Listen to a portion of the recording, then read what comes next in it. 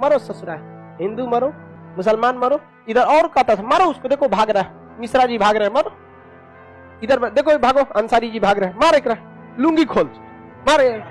जिस हिंदू को आप मार रहे हैं कल उसके साथ खाना खाते थे, जिन मुसलमानों से आप लड़ रहे हैं याद कीजिए ईद की सवैयां एक साथ खाए थे। आप इन दो कौड़ी के अंग्रेजों के लड़ाने में आप चले आए, हथियार उठा लिए यहाँ पर, जो अंग्रेजों की फौज खड़ी होकर दंगे ना रोक सकी, महात्मा गांधी का एक भाषण ने पूरा दंगे रोक दिया। इसलिए अंग्रेजों ने कहा वन मैन आर्मी है ये। जो विशाल गंगा की तरह अविरल धाराओं के समान भारत की संस्कृति थी, इन संस्कृति को अंग्रेजों ने सुखा दिया। और जब नदियां सूखती हैं तो अपने पीछे न जाने कितने कचड़े, दलदल और बंजर जमीन छोड़ के जाती है। भारत को अंग्रेजों ने वही दलदल और बंजर जमीन कर दिया। जिन्ना को ये समझ में नहीं आया। आप बहुत तकलीफ में हो जाए, आप कहाँ जाते हैं? अपनी माँ के आंचल में, और वहां सुकून मिलता है। पाकिस्तान को भी सुकून मिलेगा, भारत माँ की आंचल में आना ही पड़ेगा। तो बताइए, वेवेल के द्वारा लाया गया शिमला सम्मेलन सफल हुआ या नहीं हुआ? नहीं हुआ। वेवेला घुसिया के भगा दिया, किसको? जिन्ना। जिन्ना को भी याद आया, इतिहास ये भी जानकार था, कहा कि गांधी जी टेबल पे से कूद के भागे थे, हम भी भागते हैं। ये भी कहा अगर 6 सीट मुस्लिम लीग से नहीं आएगा हम भी जाते हैं। वेवेला 2 जूता दिया, भाग छोटा कहीं, यहाँ पे नहीं आते हैं, गांधी बनता है यहाँ पर। और काट में रहो, यहाँ भगा दिया वेवेला किसको? जिन्ना को। जिन्ना घुसिया गया, कहा कि हमारा तो कोई इज्जत नहीं, ढोलक बजा दिया, हम दोनों ओर से पीट रहे हैं। अब जिन्ना ने कहा अब नहीं हो सकता, अब हम अपना सबसे क्रूर रूप दिखाएंगे। और उसने 16 अगस्त 1946 आजादी से ठीक 1 साल पहले इसने कह दिया direct action plan, direct action plan, direct action plan, प्रत्यक्ष कार्रवाई दिवस, प्रत्यक्ष कार्यवाही। कहा कि अब छुप छुप के नहीं होगा, अब खुलेआम होगा। छुप छुप के गया जमाना, अब क्या हो गया? खुलेआम होगा। और क्या होगा? एक बात बताइए, अगर हम कहें कि खुलेआम, तो हम खुलेआम पढ़ा ही सकते हैं। शिक्षक का काम पढ़ाना, ड्राइवर का काम गाड़ी चलाना, बावर्ची का काम खाना बनाना। तो जो अगर कोई बावर्ची कहे कि अब हम छुप के काम नहीं करेंगे, खुलेआम, मतलब वो खाना खुलेआम बनाएगा, यही ना। लॉकडाउन में अगर कोई शिक्षक कहे कि अब छुप छुप के काम नहीं होगा, खुलेआम, मतलब अब वो छुप के नहीं पढ़ाएगा। लॉकडाउन में बहुत सारे टीचर ने छुप के पढ़ाया था, कहा कि आप प्रत्यक्ष पढ़ाएंगे, मतलब खुल के पढ़ाएगा। जिन्ना ने भी कहा अब छुप छुप के नहीं होगा, खुलेआम होगा। तो लोगों ने कहा क्या कराने वाला है?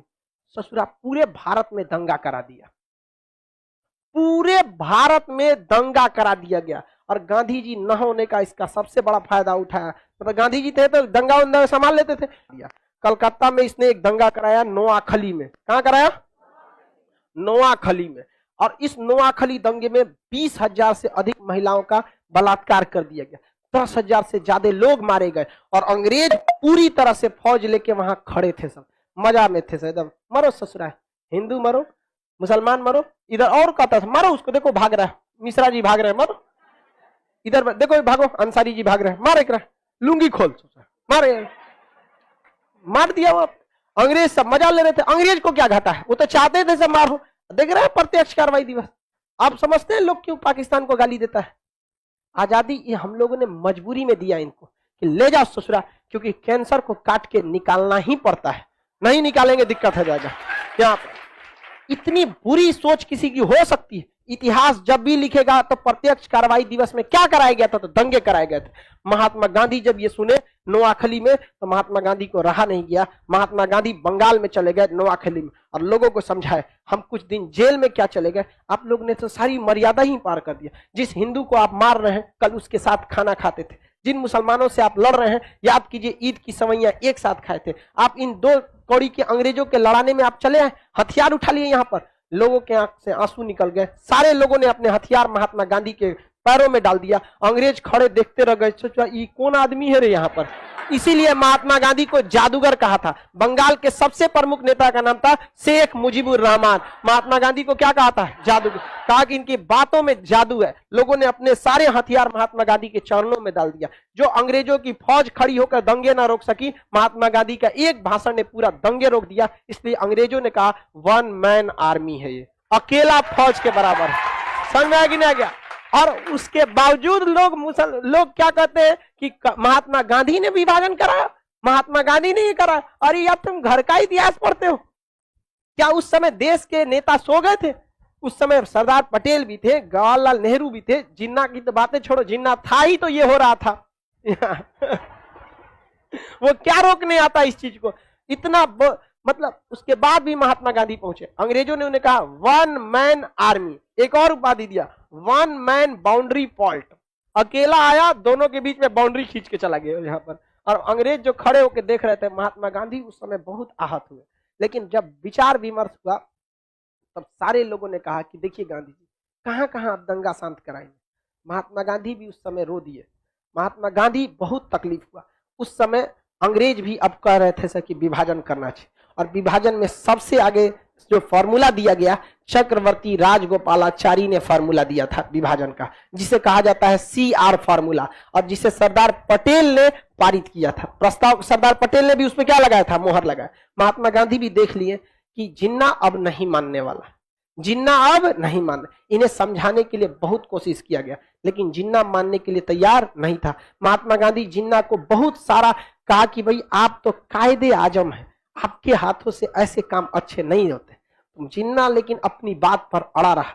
महात्मा गांधी कहते रह गए देश का विभाजन मेरे लाश पर होगा। लेकिन अब महात्मा गांधी को भी एहसास हो गया था कि एक गांधी कहां कहां दंगे फसाद को शांत करेगा। नोआखली का शांत नहीं हुआ, बिहार में चालू हुआ, भागलपुर में चालू हुआ, रांची में चालू हो गया, महाराष्ट्र में चालू, हर जगह यह विभाजन, ये आग लगती गई। और अंततः अंग्रेजों ने भी क्या किया? पाकिस्तान का क्या किया? विभाजन किया। और 14 अगस्त 1947 को पाकिस्तान का जन्म हुआ। अगर ये प्रत्यक्ष कार्रवाई दिवस नहीं मनाया रहता, दंगे फसाद नहीं होते, तो अकेला वन मैन आर्मी जिसे कहा जाता था ना, वो रोक देता भारत का विभाजन।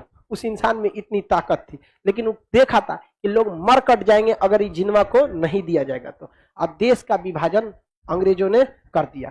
रविन्द्रनाथ टैगोर उस समय बूढ़े हो चुके थे और अपनी आखिरी सांसें ले रहे थे, मृत शैया पर लेटे थे, और उन्होंने अपनी नम आंखों से रोते हुए कहा था कि हमें आजादी मिलेगी। लेकिन कभी यह नहीं सोचा था कि अंग्रेज हमें इस तरह आजादी देंगे। जो विशाल गंगा की तरह अविरल धाराओं के समान भारत की संस्कृति थी, इन संस्कृति को अंग्रेजों ने सुखा दिया। और जब नदियां सूखती हैं तो अपने पीछे न जाने कितने कचड़े, दलदल और बंजर जमीन छोड़ के जाती है। भारत को अंग्रेजों ने वही दलदल और बंजर जमीन कर दिया, जिन्ना को ये समझ में नहीं आया। महात्मा गांधी, रविन्द्रनाथ टैगोर, हर इंसान अपने भारी मन से भारत के विभाजन के प्रस्ताव को स्वीकार किया। इवन चक्रवर्ती राजगोपालाचारी भी, देश से प्रेम था उन्होंने भी लग गया कि भाई देशवासी रहना चाहिए तो ही देश रहेगा, देशवासियों को ही नहीं रहेंगे तो देश किस काम का। चक्रवर्ती राजगोपालाचारी के CR फॉर्मूला के आधार पर लॉर्ड माउंटबेटन आया और भारत का क्या किया? विभाजन किया। और 14 अगस्त 1947 को एक देश बना, नाम रहा पाकिस्तान। और अगले दिन 15 अगस्त 1947 को भारत का आजादी मिला। भारत का निर्माण नहीं हुआ है, क्योंकि ये संस्कृति का कोई रिकॉर्ड नहीं है कि भारत कब था। वास्को डिगामा ने समुद्र के रास्ते की खोज किया, न कि भारत की, क्योंकि उसको तो पहले से पता था भारत में मसाला होता है, तुमको रास्ता नहीं पता था, रास्ते से खोज करके आएगा। और अब पाकिस्तान ज्यादा दिन नहीं चल पाएगा, और ये गारंटी है कि पाकिस्तान 100 साल से ज्यादा जिंदा नहीं रह सकता। जिस दिन वो सालगिरह मनाएगा उस दिन उसका हम लोग विलय दिवस मनाएंगे। अखंड भारत में मिलना ही होगा तुमको 100 साल के अंदर। बहुत जल्दी आ रहा है 2047, समझा रहा है कि नहीं आ रहा? 2047 में हमारे बैच से पढ़े हुए जितने लड़के हैं वो इस भारत के बहुत अच्छे अच्छे जगहों पर बैठे होंगे वहां पर, और उनके हाथ में होगा भारत के मूवमेंट को। आपको क्या समझ में आता है? इतना जो विद्यार्थी है लाइव में, गांव गांव में, कह लिए ये सब तैयारी चल रही है। ये सब क्या है? तैयारी चल रही है, समझ आया? और ये तैयारी है वहां पे। आप बाहुबली मूवी देखे होंगे तो कटप्पा जो है वो देवसेना लकड़ी बीनती है तो ढकेल देता है। क्या कर रही हो देवसेना? 20 साल से लकड़ी बीन रही हो। देवसेना क्या होती है? पागल हो गए हो कटप्पा, लकड़ी नहीं चीता सजा रही हूं। समझ में आ गया कि नहीं आएगा? यही जो आप लोग बैठे हैं ना, एक दिन चीता में लकड़ी का काम करेंगे पाकिस्तान के, उसको मिलना ही होगा भारत में। और उस दिन असली श्रद्धांजलि मिलेगी हमारे नोआखली में जो लोग दंगे में शहीद हुए थे, वही उसकी असली श्रद्धांजलि। और पाकिस्तान का एक ही जगह है जहां उसके सारे कर्ज माफ हो सकते हैं। जब दुनिया में सबको तकलीफ हो जाए, आप बहुत तकलीफ में हो जाए, आप कहां जाते हैं? अपनी माँ के आंचल में, और वहां सुकून मिलता है। पाकिस्तान को भी सुकून मिलेगा भारत माँ की आंचल में। आना ही पड़ेगा।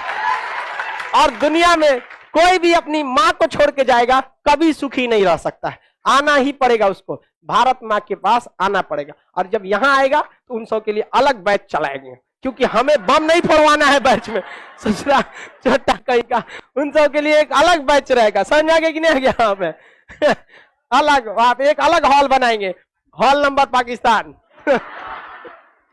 और वो हॉल बुलेट प्रूफ होगा उसमें बम से बचने के लिए सेंसर लगाए जाएंगे, और वहां क्लास में जाते वक्त आई कार्ड नहीं मेटल डिटेक्टर लगा होगा कि लड़का कहीं बम लेके तो नहीं आया।